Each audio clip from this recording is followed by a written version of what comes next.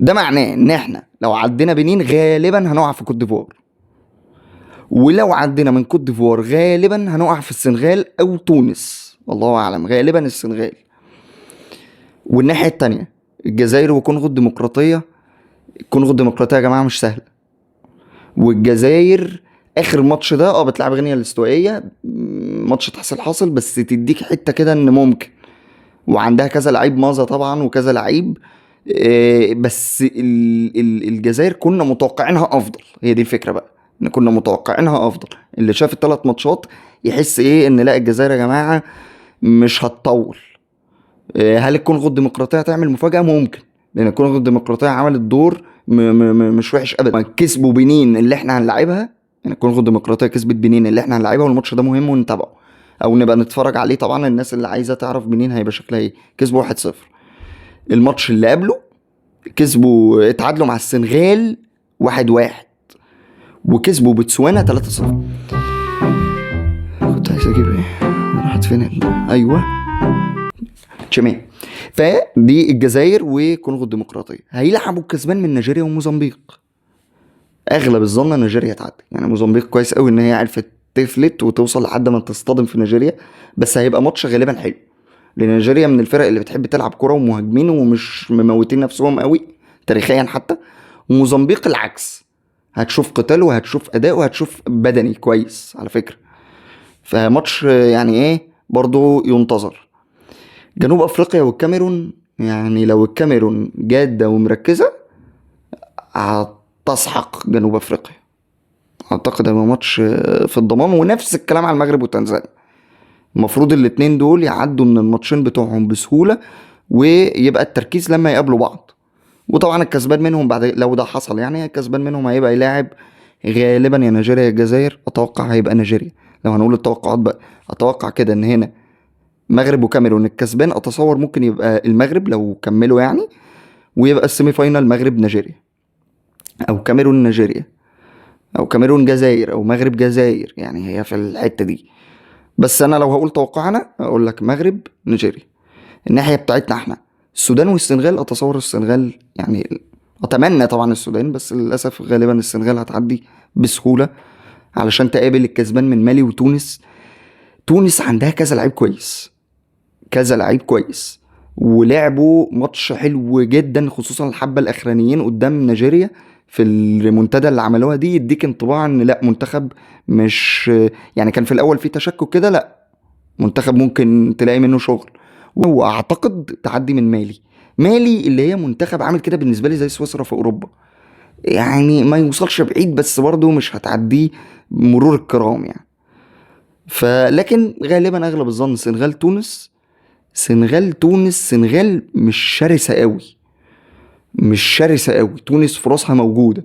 سنغال ما تاخدهاش على اسم السنغال وماني ومش عارف ايه، لا، الحكايه هاديه شويه، الحكايه ملمومه شويه مع السنغال، مش اللي معتاد. وده يديك طموح لان هي اللي ممكن تبقى في طريقها. فاتمنى واتوقع ان تونس تعملها قدام السنغال وتعدي كمان من السنغال، وتوصل قدامنا احنا في السيمي فاينال لو احنا ربنا كرمنا ان شاء الله.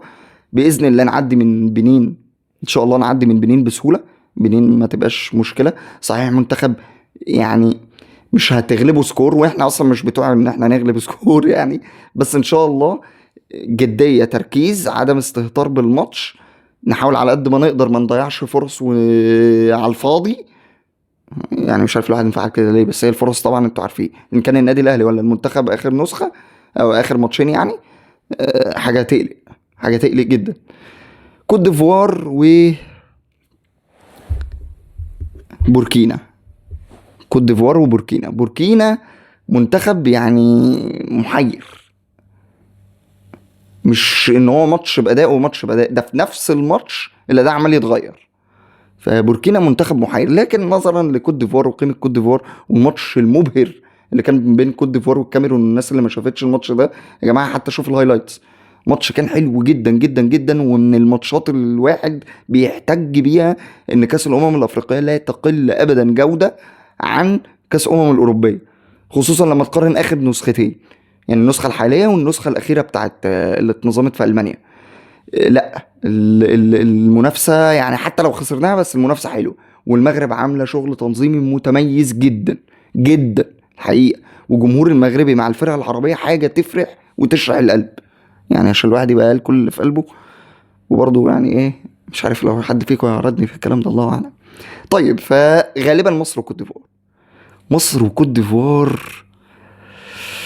يعني لا اخفيك سرا الصراحه، لا يعني ماتش صعب قوي علينا، ماتش وعلى كوت ديفوار طبعا، وعلى كوت ديفوار. يعني حاله المنتخب المصري وقتها هتحسن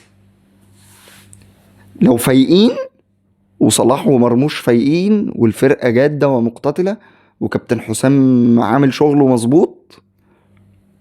الامل موجود نطلع كوت ديفوار، بس ماتش صعب، ماتش اصعب من السنغال او تونس لو قابلناهم سيمي فاينل. يعني اللي هيعدي ان شاء الله من مصر وكوت ديفوار هيوصل فاينل، هيواجه يا السنغال يا تونس، هيكسبهم ويوصل فاينل غالبا ان شاء الله، ده اللي هيحصل. وغالبا ان شاء الله يبقى مصر.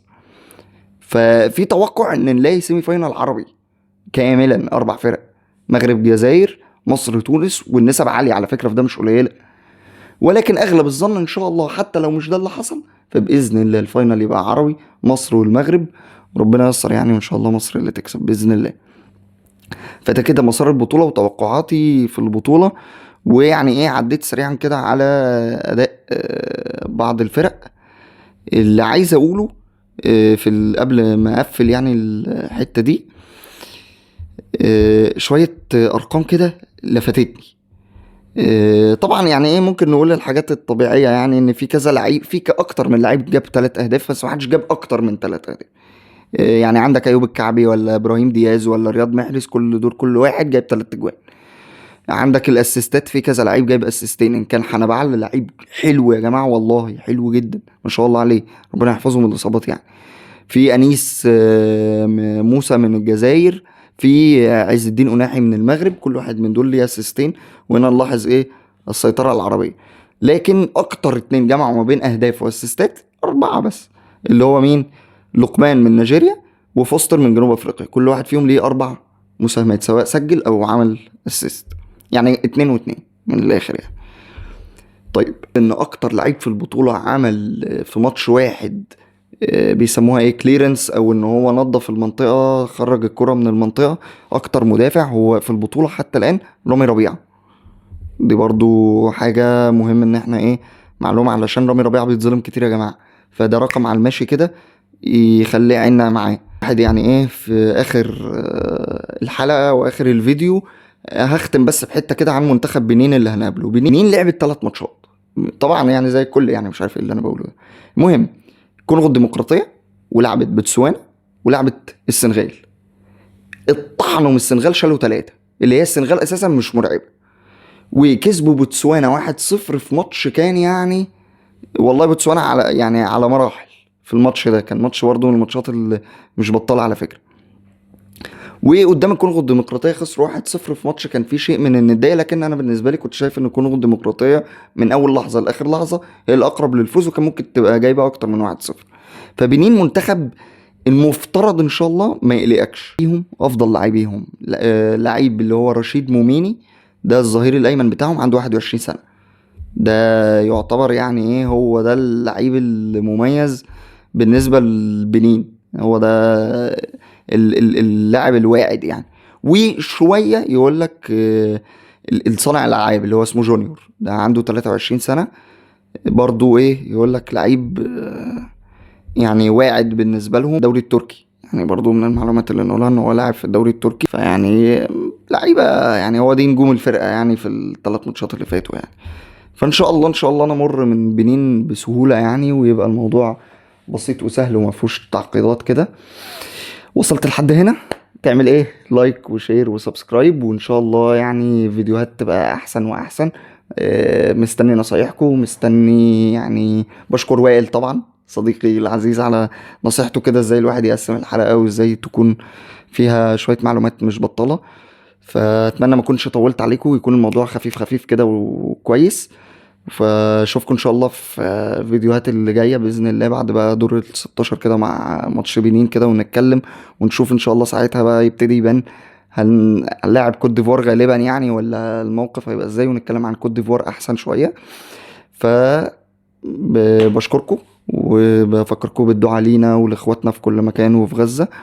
وسلام.